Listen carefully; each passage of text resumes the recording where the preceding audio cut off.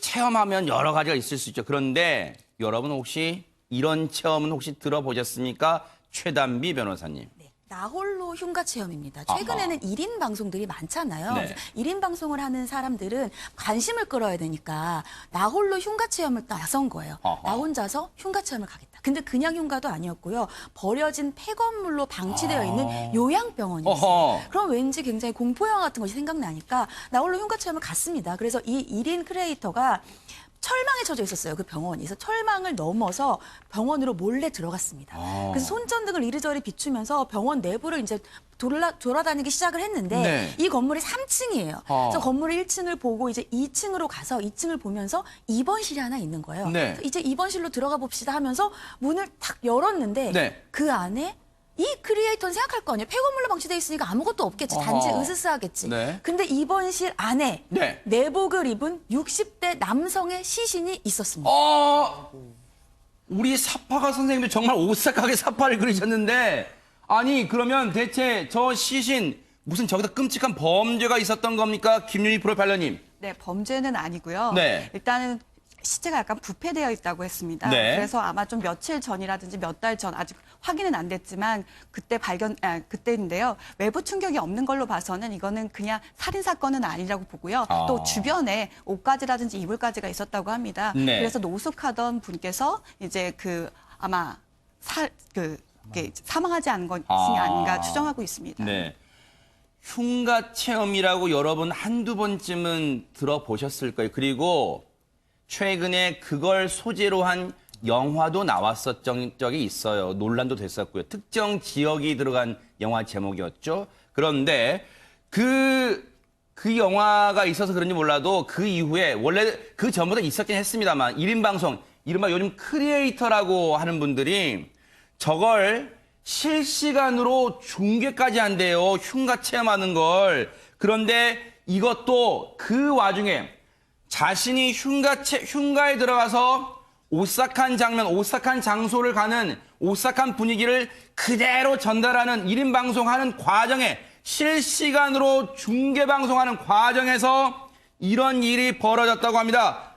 얼마나 놀랐을까. 본인도 놀랐을 거예요. 그 사람도. 그런데 김호인 변호사님, 그 시신으로 발견된 남성 혹시 신원은 밝혀졌습니까? 네, 이 시신으로 밝혀진 남성의 몸에서 지갑이 나왔다고 해요. 그래서 그 신분증도 그 안에 있었고, 그 신분증을 경찰이 이제 살펴봤더니 68세 남성이고 광주에 거주하시던 분이라고 합니다.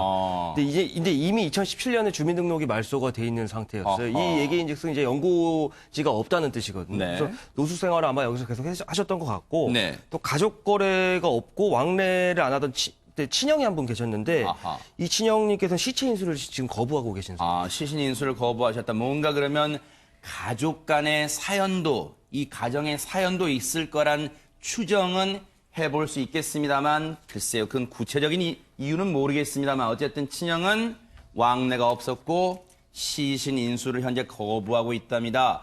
경찰 입장에서도 이런 일은 아마 글쎄요. 드문 경우가 아닐까 생각이 드는데요. 경찰 얘기 들어보시고 이어가 보도록 하겠습니다.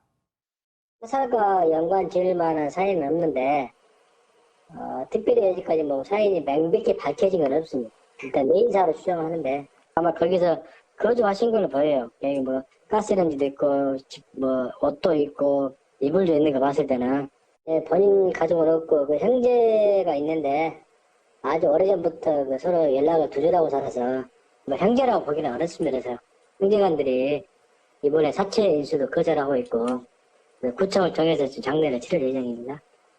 굳이 BJ를 처분을 한다면 건조물 지임이 되는데 여기가 관리가 되고 있는 건조물이라고 보기에는 조금 애매한 부분이 있어요. 현재까지 이 건에 대해서는 아직 고려하고 있지 않습니다.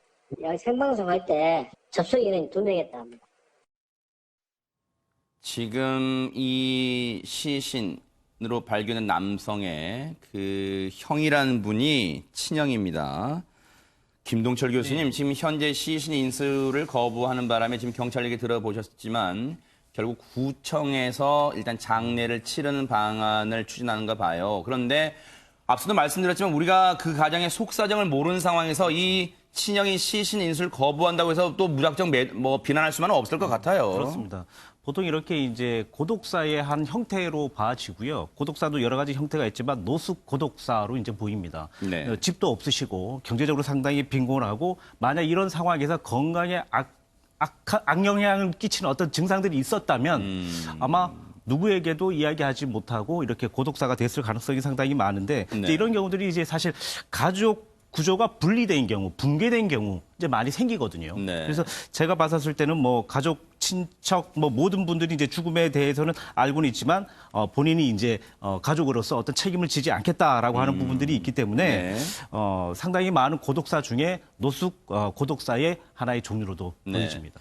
물론 이게 글쎄요. 딱히 이게 뭐 좋은 방법이다라고 단언할 수는 없습니다만 여기가 광주광역시의 서구에 위치한 그 폐요양병원이에요. 광역시에 있습니다. 그런데 여러분 혹시 거기에 흉가 체험한다고 이 1인 크리에이터가 이곳을 갔다 선뜻 믿기지 않잖아요. 광역시에 있는 요양병원인데 아마 이런 혹시 얘기 들어보셨어요? 깨진 유리창 이론.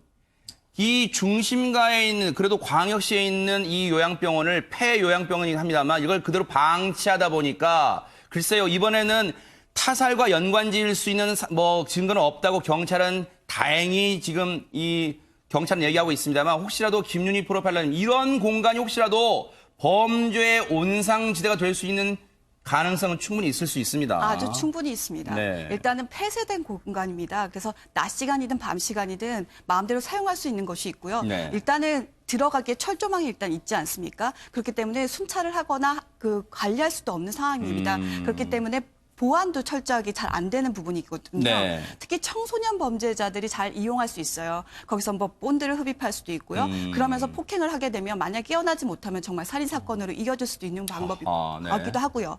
또 아까처럼 노숙자분들께서 네. 생활하실 때 발견이 못 되게 되면은 이렇게 고독사할 수 있는 그럴 가능성도 있네요. 가능성도 굉장히 높습니다. 네.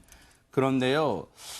최단비 변호사님, 앞서도 말씀해 주셨지만 이렇게 이 폐요양병원에서 시신이 발견된 건 여기에 흉가 체험을 하겠다고 그것도 실시간으로 SNS를 통해서 방송을 하던 이 1인 방송 진행자한테 발견된 거잖아요. 혹시 이 사람은 그러면 혹시 무슨 책임을 묻거나 그럴 수 있는 겁니까? 어떻습니까? 이 아까 이 경찰분께서 말씀을 하셨을 때 아직 입건은 고려하고 있지 않다. 왜냐하면 사실상 버려진 건물로 보이기 때문이다라는 것인데 그 이유가 뭐냐 하면 주거 침입죄, 건조물 침입죄나 주거 침입죄는 사실 같은 건데요. 이 주거 침입죄가 되려면 사람이 거주하거나 아니면 관리하는 건물이어야 됩니다. 그래서 관리하지 않는다고 이제 보시는 것 같은데 저는 조금 생각이 다른 게 네네. 주변에 철조망이 설치되어 있어요. 그리고 저 건물과 저 부지는 분명히 소유자가 있을 것입니다. 그러면 이 소유자가 저 건물을 철조망을 쳤다는 건 저 안에 들어가지 말고 사유재산이라는 것을 명시한 것이고 지금은 관리를 하고 있지 않지만 저곳을 언젠가는 다른 용도로 사용하기 위해서 지금 보유하고 있단 말이죠. 그렇기 때문에 저곳을 굳이 철조망을 넘어서까지 들어갔을 때에는 저는 건조물 침입 때도 고려는 한번 해볼 수 있다 이런 생각이 됩니다. 그러네요. 그 말씀 듣고 보니까 그런 생각도 들어요. 그런데 글쎄요. 물론 흉가 체험 방송을 또 일부러 찾아보시는 분들도 계시겠지만 흉가 체험 이거 오싹합니다. 말만 들어도 오싹한데 이걸 하려는 또 심리도 궁금합니다. 김동철 교수님. 보통 이렇게 이제 1인 방송을 하는 사람들 중에 이제 흉가 체험하는 사람들이 좀 많이 있거든요. 자, 지금 더욱 자극적인 앞으로 더 자극적인 부분들을 더 하기 위해서 자극적인 것들을 보여주게 되는데, 자, 이게 상당히 이제 개인 미디어가 시간이 짧거든요. 네. 시간이 짧은데 1탄, 2탄, 3탄 계속 이어서 나옵니다. 네. 자, 지금 들어가는 그 부분에 대해서 무서움과 공포를 조금 더 가중시키고, 그 다음에 더욱 더 가중시키는 것들이 계속 증가하는 형식으로 이렇게 가는 것들이 많은데, 자, 사람들이 이제 살아가면서 자극적인 것들에 대한 관심도가 되게 높잖아요. 그죠? 네. 그리고 본인도 하고 싶고, 그리고 일반 미디어에서는 하지 못하는 이런 것들을 또 하기 때문에 더욱 몰입이 되는 상황들이다. 아하. 이렇게 얘기할 수는 있겠죠. 그런데 앞서도 말씀드렸지만 김호인 변호사님, 이 시신을 발견했던 당시 1인 방송 진행자는 이게 실시간으로 중계를 하면서 자기가 흉가를 체험하고 있었다면서요. 그러면 그거 실제로 그 온라인상에서 그 방송을 보는 사람이 있었을까요? 네, 실제로 보는 사람들이 있었는데 있었어요? 근데 그렇게 많지는 않고 아하. 두 분이서 보셨다고 아, 해요. 네. 그래서 아마 뭐 지인들이 보셨든지 뭐 네. 열혈 구독자가 보셨든지 할 것 같은데 네. 이제 문제는 1인 방송의 소위 1인 방송의 시대라고 하는데 1인 방송의 장점도 많지만 단점 중에 하나가 제재 수단이 미흡하다는 거예요. 그래서 더욱더 자극적이고 더욱더 위법에 가까운 컨텐츠를 찍을수록 구독자가 늘어나는 경향이 있어서 이런 부분에 대해서는 좀 조속히 관련 법규가 제정돼야 되지 않을까 싶습니다. 네. 사실은 아마 시청자분들은 요즘 뭐 이 뉴스를 많이 접하시기 때문에 굳이 저희가 말씀드리지 않아도 아실 거예요. 1인 방송의 장점도 있습니다만 폐해가 많아요. 뉴스파이터에서 굳이 이런 사건을 알려드리지 않은 이유가 있어요. 혹시라도 모방하시는 분들이 계실까봐 그런 우려가 있어서 1인 방송의 폐해, 논란이 된 사건을 저희 뉴스파이터는 되도록 전해드리지 않으려고 애를 써왔습니다. 결국 앞서도 말씀드렸지만 1인 방송의 제재가 미흡한 점을 악용해서 혹시라도 더 자극적인 방송이 많이 나오지는 않을까 우려가 되는 상황입니다.